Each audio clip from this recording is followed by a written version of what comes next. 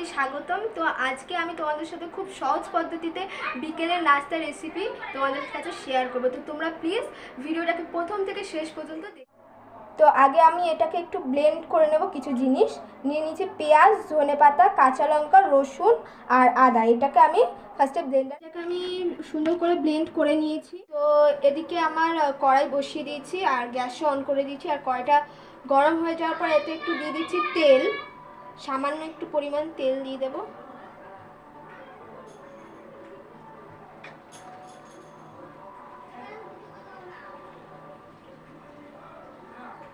তো তেল দিয়ে দেওয়ার পরে আমি যে পেস্টটা করে রেখে দিয়েছিলাম সেই পেস্টটা এটার ভিতরে দিয়ে দেব। কড়াইতে আমি ওই পেস্টটা দিয়ে দিয়েছি আর এদিকে আমি এই আলুগুলোকে ভালো করে বেশ সিদ্ধ করা আলু এগুলোকে হাত দিয়ে আমি সুন্দর করে ছেনে নেব, যেন দানা না থাকে একদমই কি আলুতে। এদিকে এই মশলাটা খুব সুন্দর করে ভাজা ভাজা হয়ে গেছে। গ্যাসটাকে তোমরা একটু লো ফ্লেমে রাখবে যাতে এটা পুড়ে না যায়। তো এই পর্যায়ে আমি এখানে এই যে চিকেনগুলোকে সুন্দর করে বয়েল করে ছিঁড়ে ছিঁড়ে রেখেছি ছোট ছোট করে। তো এইগুলো এটার ভিতরে দিয়ে দেবো।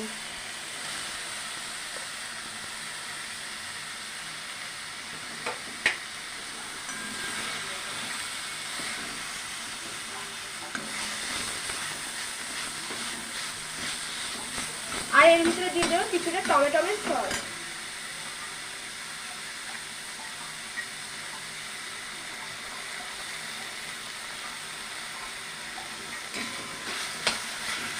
গ্যাস কিন্তু একদমই কি আস্তে করবে যাতে মশলাটা কোনো রকমভাবে পুড়ে না যায়।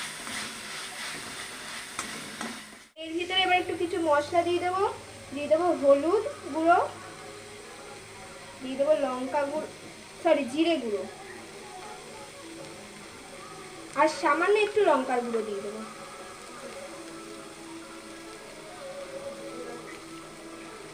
আমরা ঝালটা একটু কম খাই তো কমই লঙ্কার গুঁড়ো দেবো, তোমরা একটু বেশি দিয়ে নিও পরিমাণ অনুযায়ী।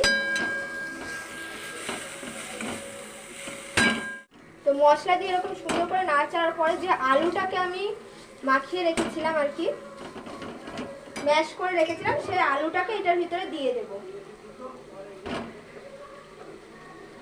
আলুটাকে দিয়ে এটাকে সুন্দর করে একটা পুর রেডি করে নেব।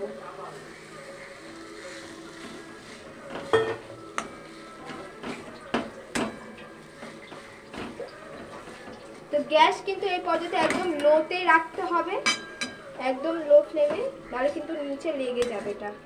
আর সুন্দর করে আলুটাকে ভাজা ভাজা করে নিতে হবে। দেখো এটাকে সুন্দর করে মাখানোর পরে এতে একটু দিয়ে দেবো সামান্য পরিমাণ নুন, পরিমাণ মতো দিয়ে নেব নুন। আর নুনটা দিয়ে এটা সুন্দর করে মাখিয়ে নেব। দেখো আলুটাকে কিন্তু সুন্দর করে ম্যাশ করে নিয়েছি। এই পর্যায়ে আমি গ্যাসটাকে একদম অফ করে এটাকে ঠান্ডা হতে দিয়ে দেবো। ছড়ানো একটা প্লেটে এটাকে সুন্দর করে ঠান্ডা হতে রেখে দেব।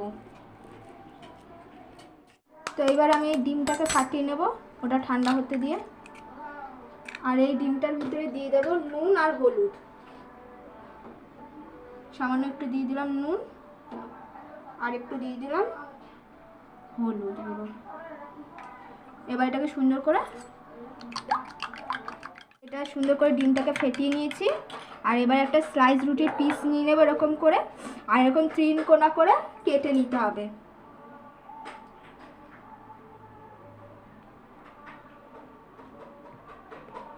এরকম করে প্রত্যেকটা রুটিকে আমি করে নিচ্ছি। এই দেখো এরকম করে, এখানেও আটগুলো আছে, প্রত্যেকটা রুটি আমি করে নিয়েছি।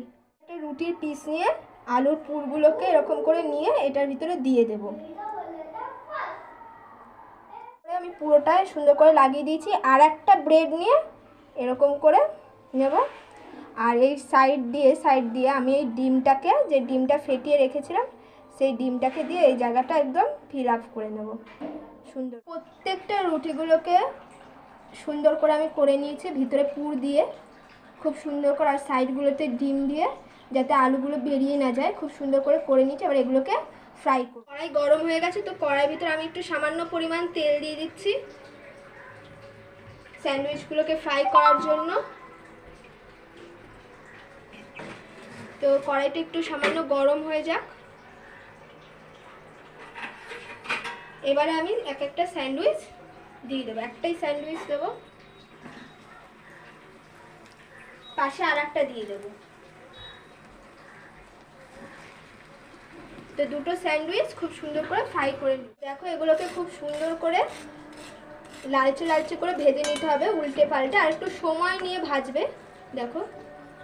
আর কম আঁচ করে দেবে, একদম লো ফ্লেমে ভাজে নেবে। তো দেখো সুন্দর করে কিন্তু আমি ভেজে নিয়েছি প্রত্যেকটাকে। এবার সুন্দর করে এক এক পিস করে তুলে নেব। আর এটা আমি তোমাদেরকে দেখাচ্ছি। দেখো বন্ধুরা, আমি খুব সুন্দর করে এগুলো ফ্রাই করে দিচ্ছি। আর আমি তোমাদেরকে একটা খুলে ওটা দেখো, আর এটা কতটা সুন্দর ক্রিস্পি হয়েছে, শোনো আওয়াজটাই।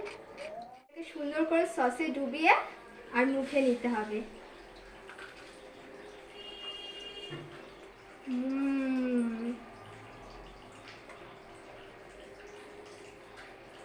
দারুণ।